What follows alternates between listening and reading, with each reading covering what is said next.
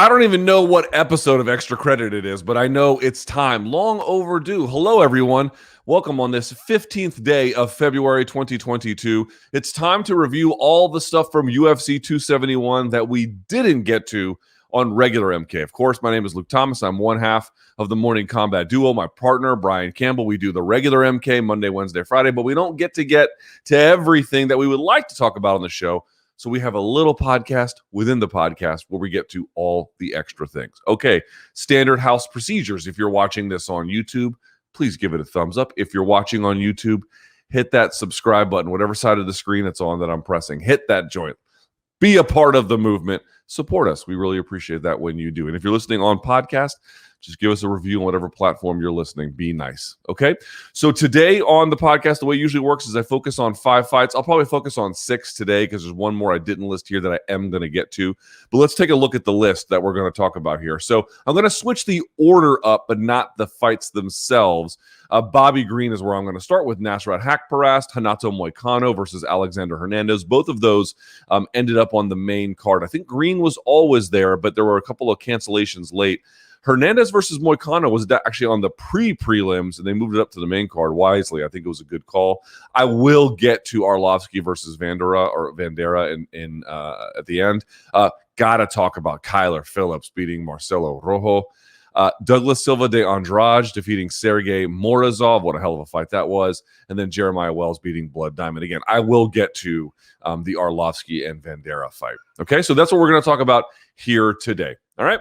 Without further ado, let's get this party started. Let's start with Bobby Green defeating Nasrat Haqparast. Now, it should be noted that Haqparast's manager, Ali Abdelaziz, I believe I got this right if I didn't double check no matter what, but I believe what he had tweeted was either before the fight or during the fight or right after that Haqparast had both, I think was on cortisone shots and had like a broken foot, perhaps a broken hand. I mean, he was not in great condition to be in this fight. And, he obviously lost his mother recently. Anyone who's ever had a death of a parent obviously knows how bad that impacts you, especially if you're a professional athlete. And of course, he has to travel and blah, blah, blah. And then on top of it, man, this was a really tough assignment, especially coming off of the Dan Hooker loss, because Dan Hooker, another tough fighter. Bobby Green's great. He's just great. He's been a great guy for a long time. I've actually enjoyed interacting with him. I've not had a ton of interaction with him over the years, but everyone I've had has been positive and different and interesting. And man, he has been thugging it out for a while. 35 years of age. It's a little bit old for fighting, but I think he looks as fresh as ever, and he's got all of this veteran experience built up now. I mean, understand something. His resume takes him way, way, way back. Made his debut in 2008. This guy was all the way at Strikeforce by 2011. He fought Josias Cavalcante, who at the time was not quite in 2011, but previous to 2011 was one of the top fighters in the world. Won all the rest of his fights in Strikeforce, although a couple submissions along the way. Then moves over to UFC, and dude, he's been fighting tough guys, right? He has the losses that kind of stand out to your mind, Barboza, Poirier, and Rashid Magomedov back to back, but then he kind of got it turned around after that, had a nice run with Guida Venata and Alan Patrick, and now beats Iaquinta and Haqparast in back-to-back fights. I mean, the guy is finally putting a lot of good work together. He's beating good fighters. Now, of course, he has the loss to Fiziev and Thiago Moises, so again, there does appear to be how high in the division can he really go? It's up to him. I don't know. But what did you see in this fight, dude? He was doing almost whatever he wanted.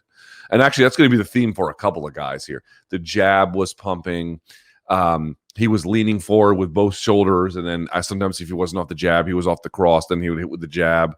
He was good about getting out of the way of what Haqparast was trying. And really the thing that I think is going to get folks, you're going to hear me say this a lot, not just on today's podcast, but you're going to hear me say it a lot over the coming months and maybe years, depending on how MMA evolves. What I'm about to say is true. What I'm about to say is so almost obviously true, but it is worth pointing out in MMA because while what I'm about to say is true in boxing and kickboxing, Sanda and other kinds of kickboxing, the reality is it's not that big in MMA. And for the ones who do it, they have a huge advantage over their competitors. Slipping. I talked about it on my personal channel. I did a huge Shavkat Rakhmonov feature. It was the same there. Slipping. If you can slip and then throw offense on top of it, the amount of stuff you can do in MMA in terms of who you can fight, what kind of punishment you can exact, and what windows are made available to you by virtue of that ability. It is so far above what the other guys can do, what a lot of other guys do. And again, it's not like one thing is always right and one thing is always wrong. There can be circumstances where you need both, one or the other. So I want to be clear about that. But what I would say is, if someone doesn't really have the ability to slip, they can't really do it, and so they're constantly having to cover up with their face, what they also do is they don't just cover and then move, because that, by even that wouldn't be great, because by the time you hold your hands up, they're off somewhere else. But what will happen is they'll bring their hands up and then they'll back up, and that's what you would want to an extent, right? Like, get out of the way of the punches, block, and then reset. But the problem is, if you have to constantly reset, that means you have to renegotiate that distance all the time, and you've done nothing to deter them, because they know they can just throw and occupy your hands, and then they can go to the body, they can go for a double leg, they can go whatever. Bobby Green didn't necessarily do all of that, but you get the idea. Haqparast was kind of stuck here. I think I looked it up. The guy's 26 years old. I mean, he came to the UFC very early. He got thrown to the deep end, certainly of late. I think some other parts in his career. I would say that, again, trying to fight Bobby Green with that skill set is going to be difficult. Especially, and you're injured on top of it. Like, that was not, who the hell knows what the right answer is and whether he should have taken that fight, because maybe he needs the money. Maybe he really thought he could win. There's a lot of things. But if you were advising him, and I'm sure they, listen, in fairness to the management and everyone else, I'm sure they had a conversation about whether or not he should do this. But in retrospect, it wasn't like he ever got close. There were a couple of times that you saw Green get hit, but as they noted on the broadcast, Green has just always been good. These guys who are good at evasion, it's not just that they can slip and get out of the way, which he can do, and you saw Bobby Green doing constantly. It's also that they can roll, and so the punches bounce, or if they land, they can kind of roll with it so it doesn't land fully when they move. Yes, Haqparast had a couple of moments, but by the time that was over, dude, he was just getting doubled up on the jab. I mean, he was getting hit with 3, 4, 5 punch combinations. He was trying to back up Bobby Green, but Bobby Green did almost whatever he wanted. That was a really, really strong performance from Green. You knew he was capable of that. UFC commentator John Anik has lobbied and did so on the broadcast to get Bobby Green a main event on a fight night, which I think if you look at main events for fight nights, Bobby Green is deserving at this point. How far he can go, again, 35, I'm not so sure, but he's got real ability, certainly he's got real ability everywhere, actually. Green's pretty well-rounded, but certainly has proclivities towards stand-up, evasion, pop and go.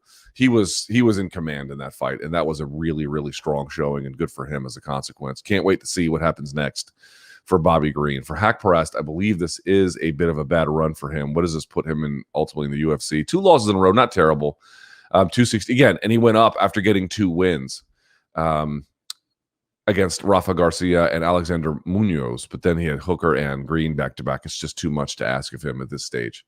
But in the future, we'll have to see. All right, how about Alexander Hernandez versus Renato Moicano? Boy, Renato Moicano, we talked about it at 145, excuse me, showed real flashes, but then against some of the better guys just kind of kept coming up short. Then he moves up to 155, and I think it's been mostly a different story. Now, he did get knocked out, obviously, by Fiziev, but Fiziev is Fiziev. He's a bad motherfucker. Then he beats Jai Herbert, and he ran over Alexander Hernandez. And it should be noted, it's funny, like, if he beats guys, he beats them usually to a pulp. Calvin Kattar notwithstanding, but Cub Swanson, he finished. Damir Hadzovic, he finished. Jai Herbert, he finished. And Alexander Hernandez, he finished. Pretty remarkable that when he gets wins, they're authoritative. Although when he gets losses, they tend to be authoritative too. If Fiziev knocks him out, Chan Sung Jung TKOs him, Aldo TKOs him, Brian Ortega TKOs him. So keep that in mind. Still not relevant here. Alexander Hernandez, he appeared to be with Mark Montoya over at Factory X. Hard to go wrong with Mark Montoya at Factory X. One of the best trainers in the game. Smart, certainly knows the game in and out. And I thought he was doing a lot of good things. He was trying to move in and out of range. He was trying to set up his punches and strikes. He was showing a lot of movement. He was varying up his strikes. He was going to the body. He was going to the head. He was going to the legs. But the problem is he wasn't really at times, Hernandez was quite capable of getting a guy like Moicano to bite on feints, cover up, defend, and Hernandez was landing, especially when he went to like the body and set that up really well. I thought that was really good. But Moicano's got pretty good boxing, really good boxing, as a matter of fact. He can slip and counter, which is what he did several times in this contest. He would slip and then throw the uppercut. He would slip and throw the overhand. He would slip and throw the counter too. And not always from when this stance happened, but usually from the stance. Alexander Hernandez was switching stances both ways, but you just notice when he switched to southpaw, Moicano had a lot more. And he was landing anyway, but he had a lot more success that way. I think that Hernandez can do both stances, but I don't think his defense is equally good from both stances. I think when he's dealing, he can probably deal really well. When he's dishing out, he can dish out real well. He can switch side to side and keep people guessing. But when you've got a guy like Moicano who is waiting for you to throw when he knows that your defense is not going to be as stout from a particular stance, or can just make, even if he's not even thinking about that, he's just making reads in real time, which is what I think was happening. It was tough, dude. So, like, one problem was the leg kicks were pretty good, but the one problem was Hernandez wasn't really giving Moicano anything to really worry about. By contrast, Moicano was, and I think that narrowed some of what Hernandez was able to do. Also, pretty impressive, like the takedown ability of Moicano and the ability to pass and hold and everything else he needed to. Obviously, Hernandez can scramble and did certainly in that first round able to get back to his feet, but Moicano was, really showing a lot of different skills, keeping Hernandez engaged and worried, and for a time backing up for a while. Anyway, the final thing closed where you do see that Hernandez made a good read, actually. Moicano's getting off to his right side to get out of the way of what he perceives as a punch, but actually Hernandez times it and notices that Moicano keeps dipping to his right, and actually times the punch not to come over the top, but then to go around and in front, and it lands actually. But the problem is he doesn't touch and move, or then touch and then follow. He just kind of touch and then falls into the clinch. I don't know if it was the way that the punch landed or the way he threw, or just unavoidable, clash of the way it worked. But as soon as he got there, what you saw Moicano do was kind of roll with the punch and then immediately fire. I think it was a left hook, right hand, or excuse me, a right uppercut, left hook. And the problem was one punch misses. The uppercut kind of lands on the ribs, almost armpit, but the left behind it was right behind it. And Alexander Hernandez never saw it coming. So he gets hit once in the ribs, no big deal. But then he gets hit clean, and then Moicano just just pushes him back with this machine gun blitz of punches, and then eventually puts the choke on him and closes the show. Again, it just goes to show you these guys who are going to want to start out from the outside. They're going left to right. They're going left to right. They're going high low. They're faking a leg kick. They're doing all this. They're going high low. They're trying to feint. They're trying to fake. They're stepping into feints, and they go to the body. If you have good reactive boxing and you can begin to pick up on some of the things that those guys are doing as they make entries, there's just going to be all kinds of offense for you. And it's a hard way to fight, unless you have like a few circumstances. But one is you got to have a real clear difference in ability between. Oh, that's not quite so true. But it's a hard way to win. It's a hard way to win because you can't, unless you can really sting a guy and they've got good boxing. I think it turns out that like maybe Hernandez didn't want to wrestle because he was fearful of the takedown, or rather the choke, guillotine or otherwise. But I would humbly submit that I think that was a missed opportunity by him. I think at least mixing it up a little bit more probably would have been a good idea, because as long as Moicano feels like he can comfortably counter with his boxing in the pocket, like especially against someone who might be positionally overcommitting as they throw, that's somewhat debatable, but at least there might be some of that. It's a tough way to fight. All right, third on the list, Kyler Phillips taking on, I'm going to pronounce it like a gringo so I don't, enrage half the audience here. Marcelo Rojo, but it's Rojo, from Argentina. Argentina, for folks who may not know, even during like one of the original cast members of The Ultimate Fighter, Alex, I forget his last name, he was Argentinian, and Bellator under Bjorn Rebney had a lot of Argentinians. I think Mexico is one of the more preeminent Spanish-speaking countries now in terms of producing MMA fighters. All of them produce it to some extent. But Argentina was one of the original ones. They've always had Brazil's always been the dominant powerhouse by a wide margin in South America, but Argentina certainly had some role to play and always has in MMA, at least in terms of the modern era. And Marcelo Rojo, I think, is a very talented guy. This was a way too difficult an assignment. Now, I give credit to Rojo. He was trying through the entire thing. He was getting beat up through 2 rounds, and he still came out in the 3rd and really tried to do what he could. And if Kyler Phillips made any mistakes, he tried to take advantage of it. I'll give you a perfect one. DC noted it on the broadcast, where he goes for this sort of head outside single and tries to dump him, but doesn't.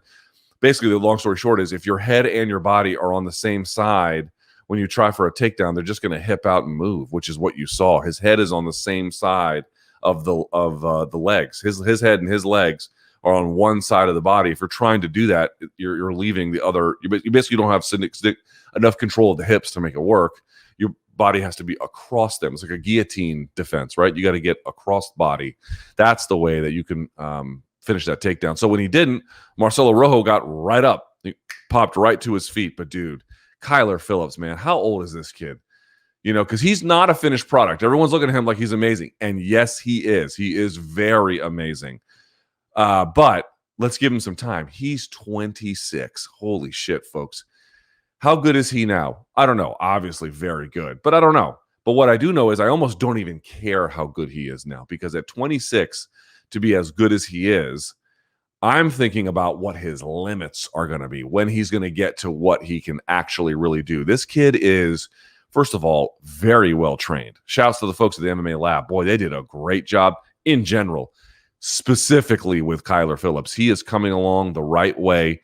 Dude, he is getting it all together. He is, first of all, he still keeps a high pace, but he didn't go crazy this time. And the guy was overmatched, so keep that in mind. That's the first thing I'd say. Second thing I'd say is, dude, the diversity on his strikes is incredible.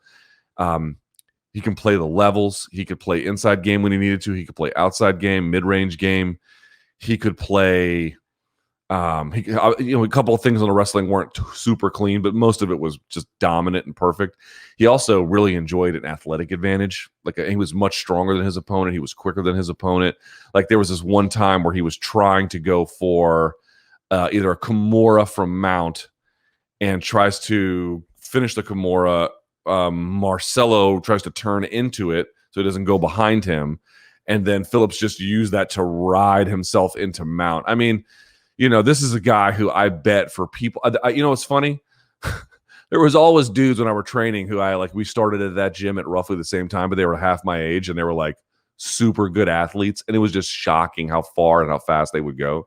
I bet this dude started around other dudes in the gym at the same time.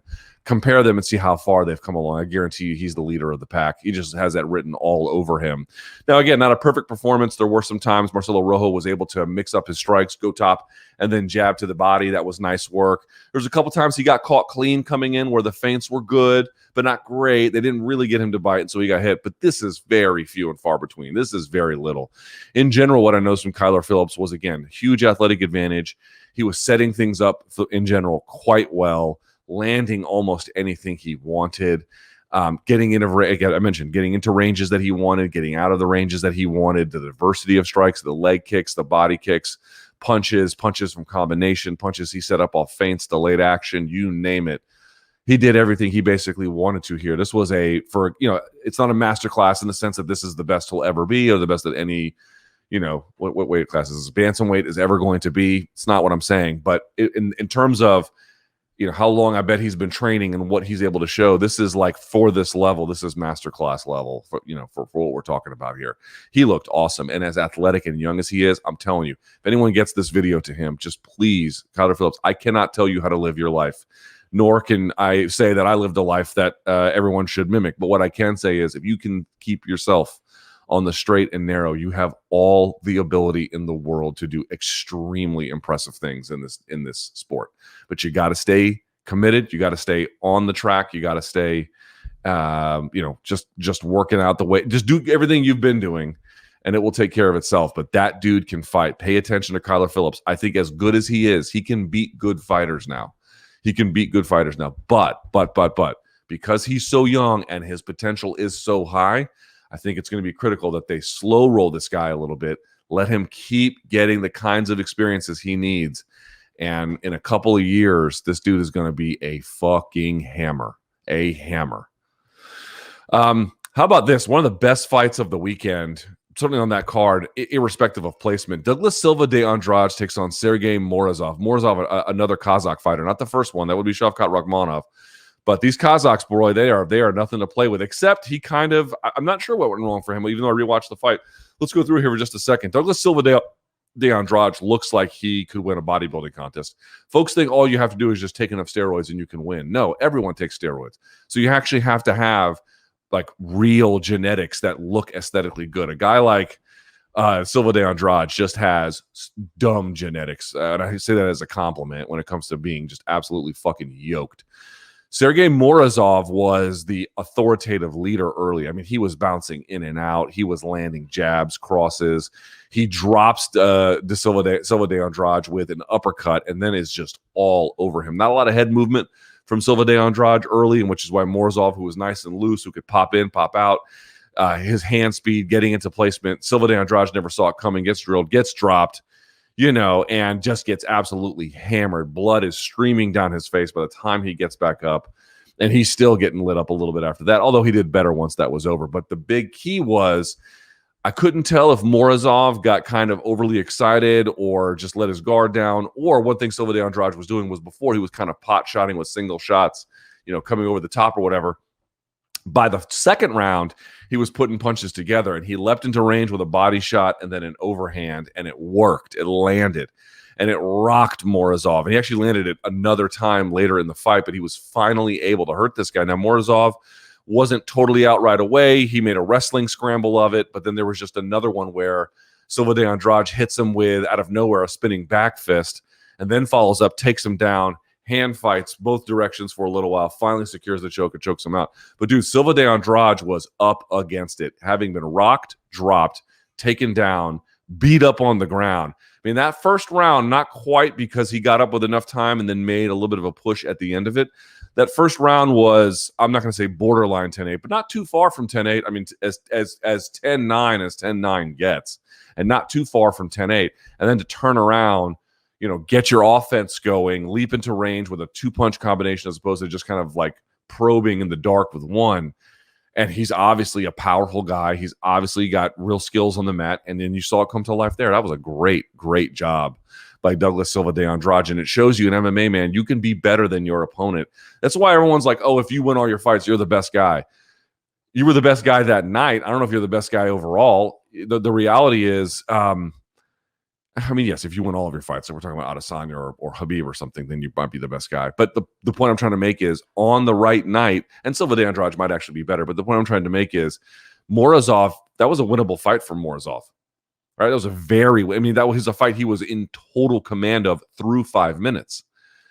For him to lose control like that, either because his gas tank wasn't there, his nerves were, or simply he was surprised by what Silva de Andrade was able to muster afterwards. Dude, your margin for error at the top is so minimal. How many times have you heard me say this? It's like I'm a broken record at this point, and I apologize for it. But making mistakes can be anyway, quite costly at this level. Silva de Andrade, with a slow start, was able to figure it out after the fact, but that nearly cost him. You do not have, and as you go up the ranks, that margin for error gets shorter and shorter, and then you get to a case where you have, Adesanya versus Whitaker 2, where your margin for error is almost non-existent.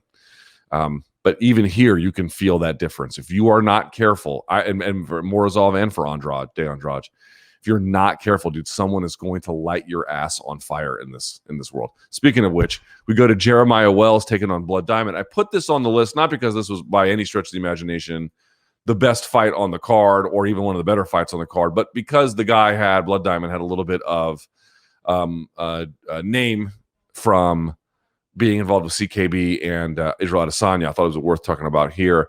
Not a great showing for him. His name is Mike Mathitha. I don't know how to pronounce it correctly, so please forgive me if I'm not saying it correctly. I will call him Blood Diamond just because that's easier for me to pronounce. But Jeremiah Wells comes out with this weird, like walking along the octagon, falls over, and Blood Diamond had a chance to just drill him when he was off balance, misses, which is not the end of the world. It happens. But then after that, it was just all Jeremiah Wells. He was able to get the takedown, body lock, turn him in one direction and spin him back over the empty plane, which is what he did. Took him there. was eventually able to take the back, and then from there was sunk in the choke and didn't quite have it right away. But dude, you get these strong wrestler types, all they have to do is get to like 3/4 of the position. Not with everyone, but with somebody potentially overmatched. If they can get here, what they'll eventually do is they'll just bring their body to it. They'll just hide their hands. They'll drive their elbow over and back. Like they'll find little ways to sneak a 3/4 position in to all the way, which is what you saw there. And they can kind of He-Man it. So even if it's not fully in, they can just kind of, row their elbow back and just really make things terrible for you, which is what you saw there. I'm sure he's got ability on the feet, Blood Diamond. I'm sure this was not the showing that he expected. I'm sure that nothing went according to plan. So I would be cautious about, how do I say this? I'd be cautious about overestimating how good or bad he is. Not a great showing. Certainly on the ground, he's got a ton of work to do. But, UFC debut, big, strong guy like Jeremiah Wells you're up against. You get the idea. Two more things here. Last but not least, I'll do a couple of honorable mentions. Andrei Arlovski defeating Jared Vanderaa, split 29-28. Now, he figured it out later. He was able to make some adjustments later, but it just blows my mind that these guys, it's amazing. Arlovski's takedown defense has forced guys to basically want to wrestle with him or strike with him.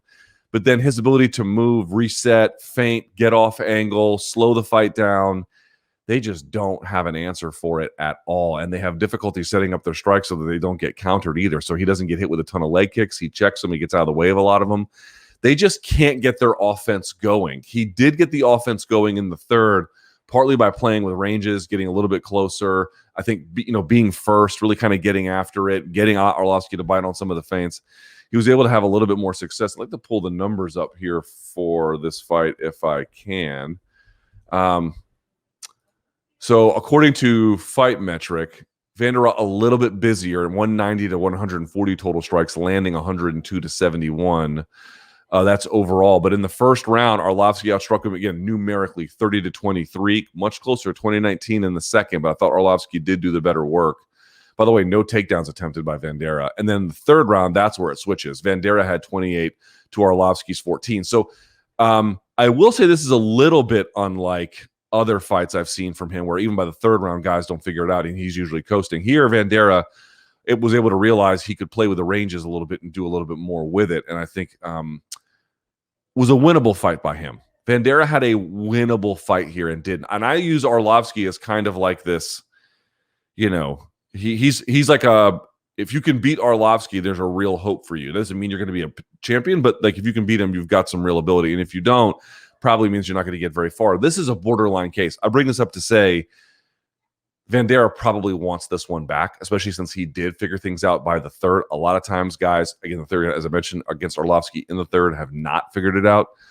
So don't write off Vanderaa just yet. Let's see what he can do. He did look good in the third. He did figure things out. He just got off to, again, Arlovski has such a capacity to define the complexion of the fight that these guys can't get out of gear, and he paid for it there. Last but not least, I'll put this on here as well just because it's worth bringing up. Carlos Ulberg, also out of City Kickboxing in New Zealand, defeats Fabio Chirant, if I'm pronouncing that correctly, 30-27 across the board. Nice win by Ulberg, but Chirant just not giving him a fight, really. I try to be as understanding as I can be in these situations, but I also have a responsibility to just call what I saw there.